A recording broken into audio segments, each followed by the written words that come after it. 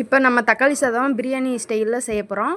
அதுக்கு பட்டை, கிராம்பு, சோம்பு எல்லாம் எடுத்து வச்சோம். பிரிஞ்சி இலை, தக்காளி 3, பெரிய வெங்காயம் 2, கொத்தமல்லி, புதினா, மல்லித்தூள், மிளகாய்த்தூள் இதெல்லாம் எடுத்துகிட்டு குக்கர் எடுத்து வச்சுக்கோங்க. எண்ணெய் தேவையான அளவு ஊற்றிட்டு 2 பச்சை மிளகா, சோம்பு சோம்பு, பட்டை, கிராம்பு இதெல்லாம் போட்டு பொரிஞ்சோன்னா பச்சை மிளகா, அப்புறம் பெரிய வெங்காயம் நீளாக்கில் வெட்டி வச்சுருக்கேன். அதை 2 வெங்காயம் நான் சேர்த்துருக்கேன்.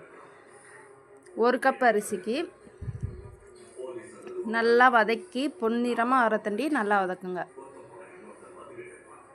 ஹை லெவலில் வச்சுட்டிங்கன்னா வேகமாக பிடிச்ச மாதிரி இருக்கும். சிம்மில் வச்சுட்டு நல்லா வதங்கி பொன்னிறம் வந்தோன்னா கொத்தமல்லி, புதினா சேர்த்துக்கோங்க.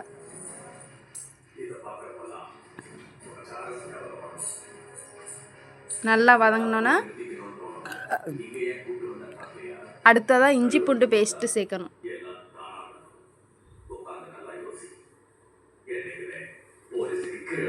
சிம்மில் வச்சுக்கோங்க. அடுப்பில்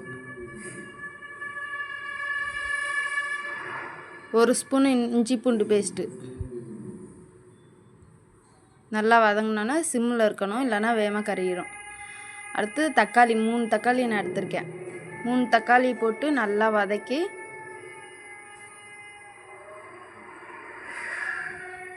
பாருங்கள், நல்லா வதங்கியிருக்கு.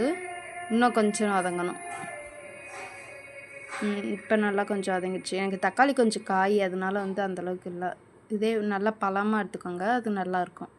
இப்போ மசாலா போட்டுக்கிறோம். மல்லித்தூள் 1 ஸ்பூனு, மிளகாய்த்தூள் 1 ஸ்பூனு, காரம் சேர்க்குறவங்க எக்ஸ்ட்ரா அரை ஸ்பூன் போட்டுக்கலாம். தேவையான அளவு நீங்கள் போட்டுக்கோங்க. நான் 1 கப்பு அரிசிக்கு இந்த அளவு போட்டேன். 2 டம்ளர் ஊற்றிக்கோங்க. நான் 2 ஊற்றிருக்கேன். ஏன்னா நம்ம வீட்டில் சமைக்கிற அரிசி தான் போடுறேன். அது கொஞ்சம் வேகிறதுக்கு லேட்டாக தான் ஆகும். உப்பு தேவையான அளவு போட்டு கொஞ்சம் முறை கூடும்போது அரிசி போடணும். இப்போ கொத்தமல்லி மேலே போட்டுக்கோங்க. முறை கூடி லைட்டாக கொதிக்குது. இப்போ இந்த வாக்கில் நம்ம அரிசி போட்டுருவோம்.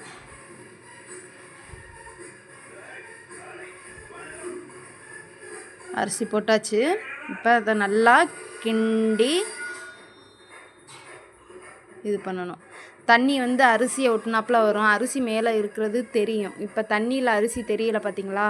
அரிசி இருக்கிறது தெரியும் போது நம்ம விசில் போட்டு வைக்கணும். குக்கரை மூடிட்டோம். 3 விசில் வரணும். அப்படி இல்லைன்னா 10 நிமிஷம் கணக்கு வச்சு சிம்மில் வச்சுக்கோங்க. வச்சுட்டு